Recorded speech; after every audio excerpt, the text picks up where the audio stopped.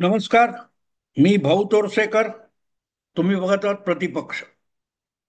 मित्रांनो, मी नेहमी एक गोष्ट सांगत असतो की मी अधिकाधिक लोकांना राजकारण समजावं यासाठी प्रयत्नशील असतो. आणि त्यामध्ये राजकारणी लोक कसं कसं राजकारण करतात हे तुम्हाला समजावं हा माझा प्रयत्न असतो. राजकारण म्हणजे फार मोठी गोष्ट नसते. अनेकदा आपण आपल्या घरामध्ये, कुटुंबामध्ये, परिवारामध्ये, मित्रमंडळीमध्ये ज्या काही गोष्टी करत असतो त्यामध्ये आपला जो हेतू असतो, आपलं जे उद्दिष्ट असतं ते साध्य करण्यासाठी आपण ज्या प्रकारे वागतो, कधी कधी आपण खोटं पण बोलतो, पण ते करण्यामागे आपले जे हेतू असतात ते साध्य करायचे असतात. आणि त्यालाच तर डावपेच म्हणतात. राजकारणात मोठे डावपेच काय असतात? जे आपल्या कुटुंब, परिवार, मित्रमंडळीत असतं तेच मोठ्या प्रमाणावर आणि मोठ्या व्यापक हेतूने किंवा कारणाने होत असेल त्याला राजकारण म्हणतात किंवा राजकारणातले डावपेच म्हणतात. आणि यामध्ये अर्थातच अगदी तुम्ही बघा, घरात लहान मुलं, तुमच्या परिवारातली लहान मुलं आहेत, साधारण 5, 7, 10 वर्षाची, तर ती आपल्या समोर तक्रार जरी घेऊन आली किंवा काही गोष्ट सांगत असतील तर त्यांच्या डोक्यातले हेतू असतात ते साध्य करण्यासाठी आपल्या पालकांना, काका मामा, थोरल्या भावंडांना, शेजाऱ्या पाजाऱ्यांना मुलं मॅन्युप्युलेट करतात. त्यालाच ते व्यूहरचना म्हणतात. राजकारणात नेमकी ही गोष्ट चालू असते. समोरच्याला कळत नाही अशा रीतीने त्याला वापरणं म्हणजे राजकारण असतं. ही जर गोष्ट समजून घेतली तर राजकारण हा फार गुंतागुंतीचा जटिल विषय असं तुम्हाला वाटणार नाही. हा, पण ते सगळं समजून घेण्यासाठी समोरचा माणूस जो वागतोय, काय करतोय, काय सांगतोय, त्यातून त्याला काय साध्य करायचं असेल याचा विचार केलात तर त्याचा उलगडा तुम्हाला होतो. आणि हे स्थानिक पातळीवर, घरात, आणि आंतरराष्ट्रीय पातळीवर सुद्धा होतं. आता गंमत बघा मित्रांनो, अफगाणिस्तान हा तालिबानांची सत्ता असलेला देश, जगभर त्याची ओळख दहशतवादी, कट्टर जिहादी अशी आहे. पण तो देश अचानक भारताचा मित्र होऊन बसलेला आहे.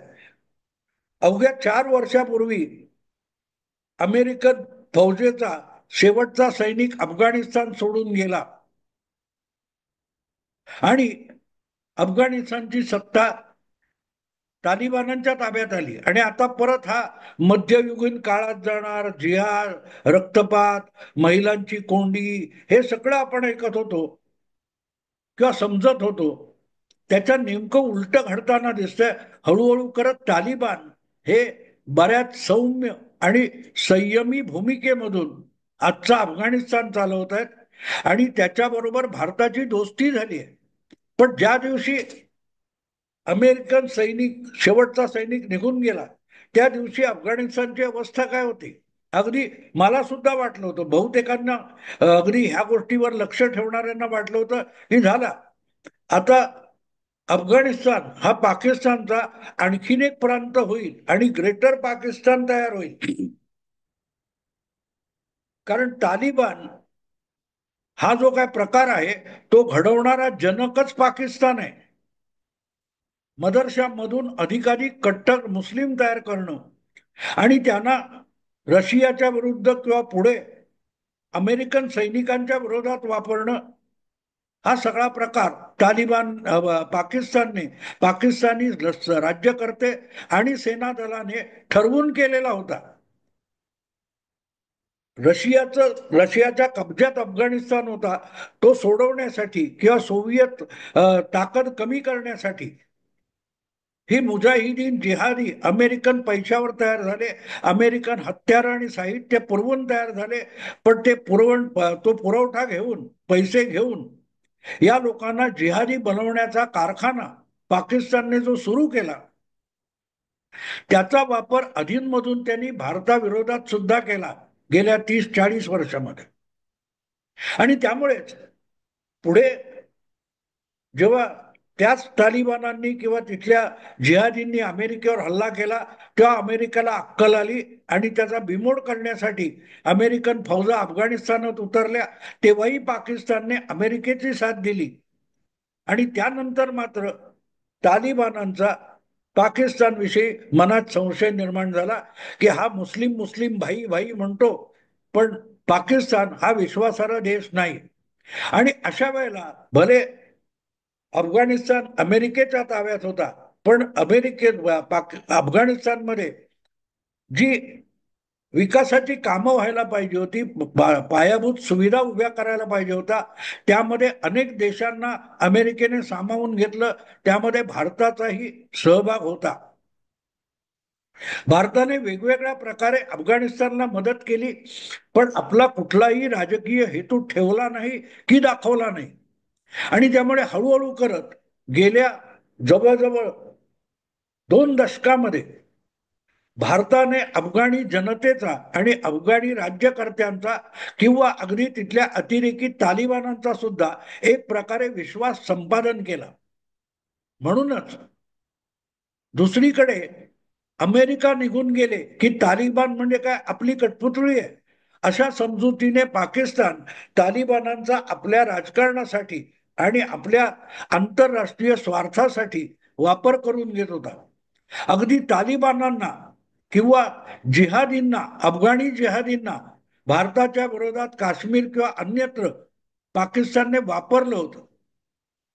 आणि या सगळ्या पार्श्वभूमीवर जेव्हा अमेरिकेने अफगाणिस्तान सोडला आणि शेवटचा सैनिक गेला तेव्हा भारतीयांनी सुद्धा सावध पावलं उचलली, कुठचंही शत्रुत्व घेतलं नाही.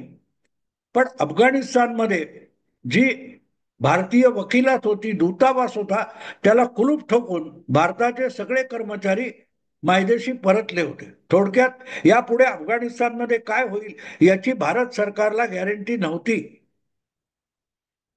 पण तिथे जे आधीच्या काळामध्ये 10, 12, 15 वर्षामध्ये जे काम केलं होतं, सौहार्द निर्माण केलं होतं, परस्पर संबंध निर्माण केले होते अफगाणी जनतेशी, तालिबानांशी जे संबंध निर्माण केले होते ते तुटणार नाहीत.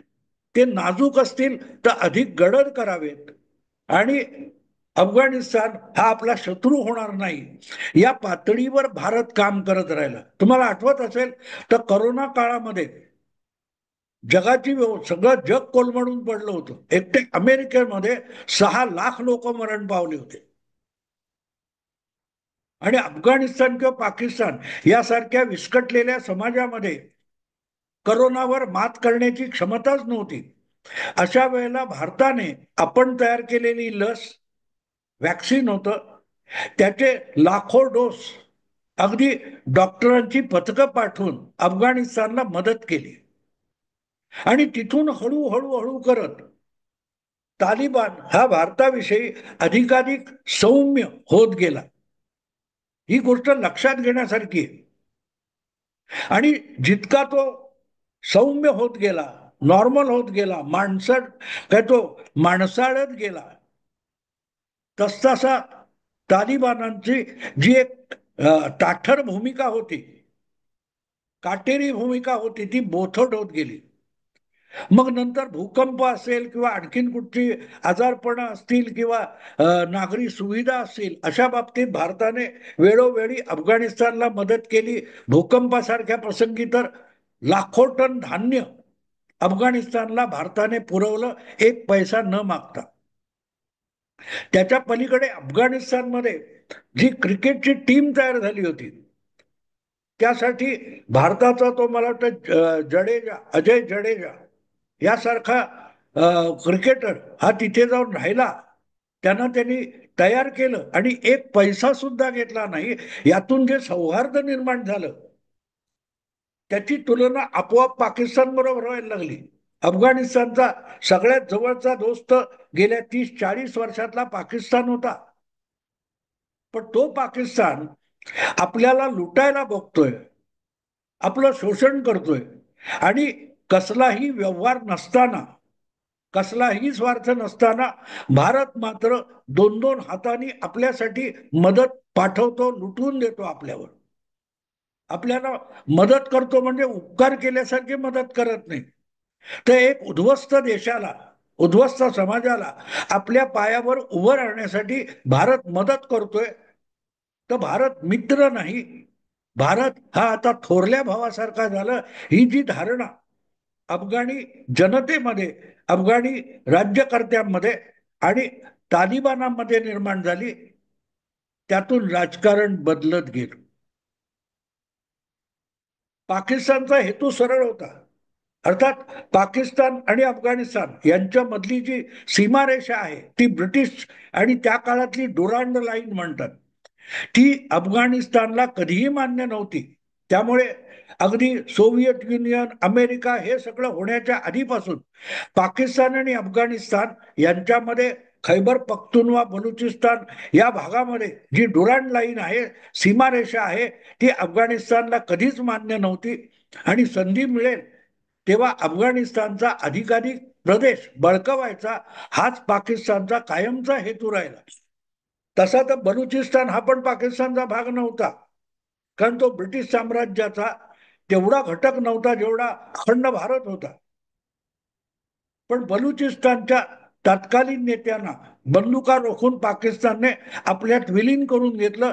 पण अफगाणिस्तानच्या बाबतीत ते शक्य झालं नव्हतं. आणि पुढे इतिहास तुमच्या समोर आहे, तालिबान. तर हळूहळू करत तालिबानांची भूमिका ही भारताबद्दल ही काय म्हणतात त्याला, आपुलकीची होत गेली. आणि त्यानंतर त्याला खतपाणी घालण्याचं काम मोदी सरकारने अतिशय पद्धतशीर आणि व्यवस्थितपणे केलं. आणि म्हणूनच आज जेव्हा मी बोलतोय त्यावेळेला अफगाणिस्तानचे परराष्ट्र मंत्री भारतात येऊन दाखल झालेले आहेत.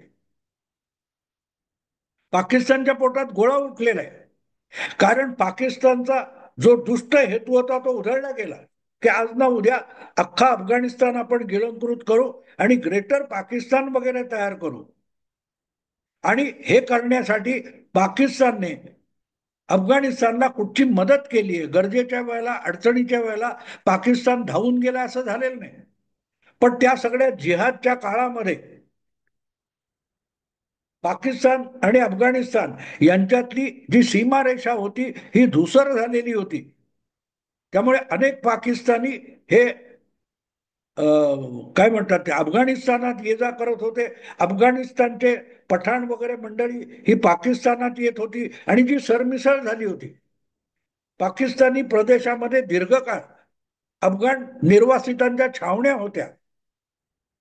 पण ज्या वेळेला अफगाणिस्तानची भारताशी जवळीक वाढते आणि अफगाणिस्तान हा भारताच्या पाकिस्तानच्या मुठीत राहणार नाही असं दिसलं, तेव्हा शस्त्रबळाने अफगाणिस्तानला दडपण्याचा प्रयत्न सुद्धा पाकिस्तानने केला. पाकिस्तानच्या हद्दीत असलेले बरेचसे पठाण वंशाचे लोक आहेत, ते वंशाने अफगाणी आहेत पण दीर्घकाळ पाकिस्तानमध्ये राहिलेत, पाकिस्तानचे नागरिक आहेत. आणि ते सुद्धा स्वतःला पाकिस्तानी मानण्यापेक्षा ते स्वतःला अफगाणिस्तानच्या जवळचे मानतात.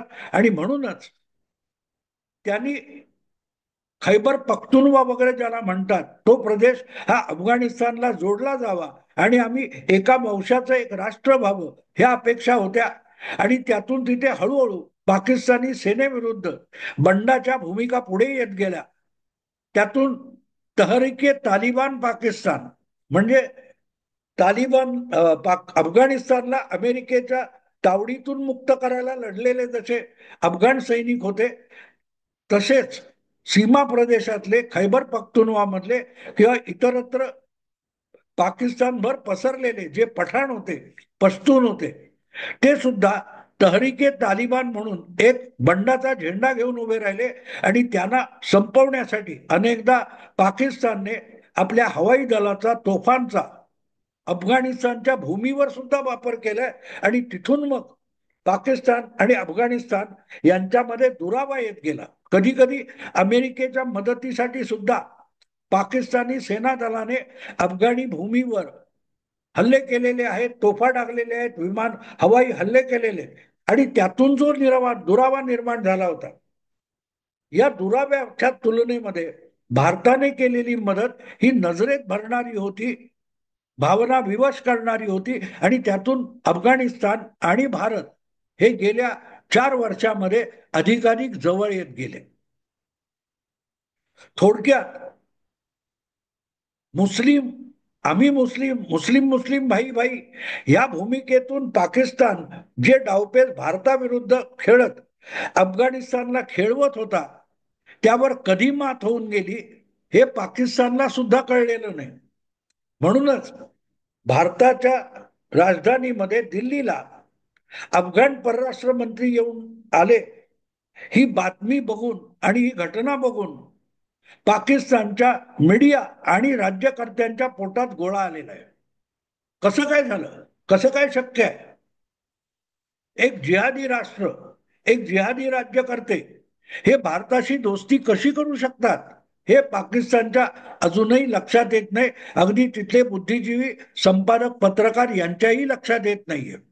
पण भारताने अतिशय सावधानतेने जे काय डावपेच खेळले, जी चतुराई दाखवली, जी मुत्सद्देगिरी केली, त्याला आलेलं हे मधुर फळ आहे.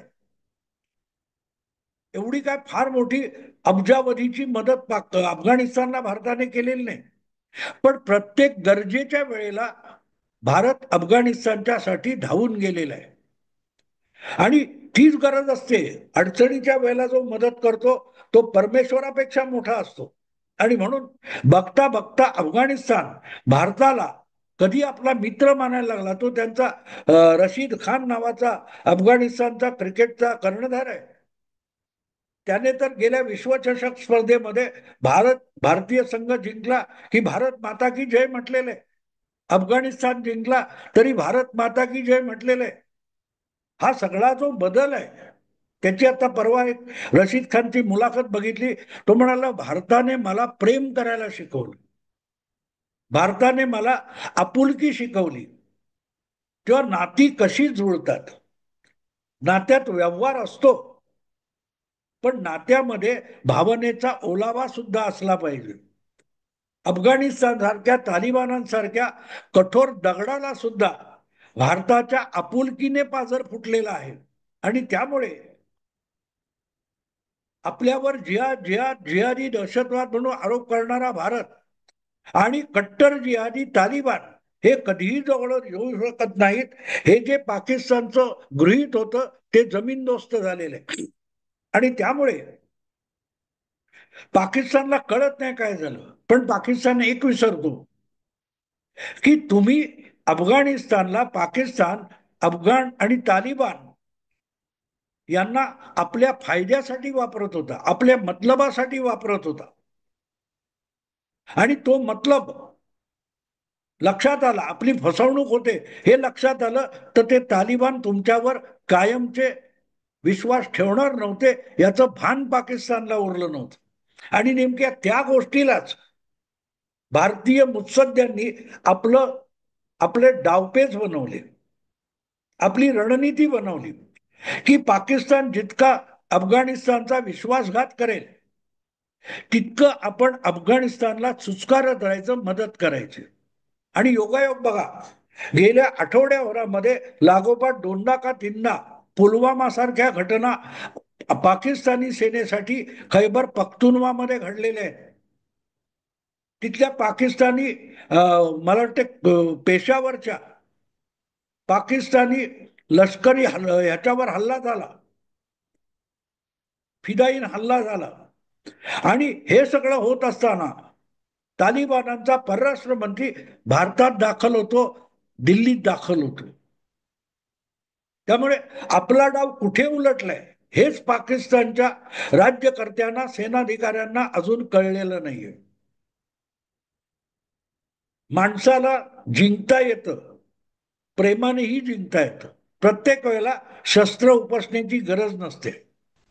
माणसं मदतीला धावतात जर तुम्ही चांगल्या भावनेने मदत मागितली तर. हे तालिबानांसारख्या अत्यंत कठोर आणि हिंसक मानसिकतेच्या राज्यकर्त्यांना सुद्धा भारताने अलगद पटवून दिली आणि त्याचे परिणाम आपण बघतोय.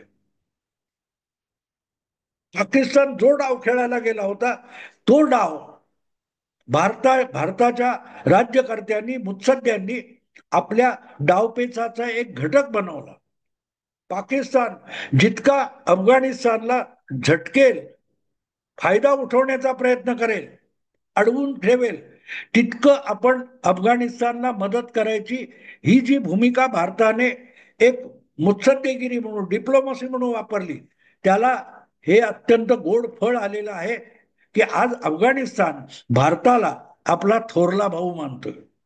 आणि एकाच वेळेला या बाजूला पाकिस्तानच्या सीमेवर भारतीय सेना तैनात आहे आणि पाकिस्तानच्या पश्चिम सीमेवर तालिबान तैनात आहेत. पाकिस्तानने त्याचे दुसरी सीमा असुरक्षित करायला एक प्रकारे भारताला मदत केली आणि तालिबान आणि भारत यांची दोस्ती घडवून आणण्यामध्ये पाकिस्तानी लष्कर, पाकिस्तानचे राज्यकर्ते आणि त्यांचा हव्यास, हावरेपणा यांची मोठी मदत झालेली आहे. जे आपल्या मतलबासाठी डाव खेळत होते, तोच डाव भारतीय मुत्सद्देगिरीने पाकिस्तानवर उलटवलेला आहे. उद्या वेळ आली तर बलुचिस्तान आणि अफगाणिस्तान एकाच वेळेला पाकिस्तानी सेनेला झोडपून काढायला सुरुवात करतील आणि मागे यायचं तर मागच्या बाजूला भारतीय सेना खडी उभी आहे. मित्रांनो, ऑपरेशन सिंदूर थांबलेलं आहे, संपलेलं नाही. एवढंच बोलून थांबतो. आवडलं लाईक करा, शेअर करा आणि प्रतिपक्षाला सबस्क्राईब करा. नमस्कार.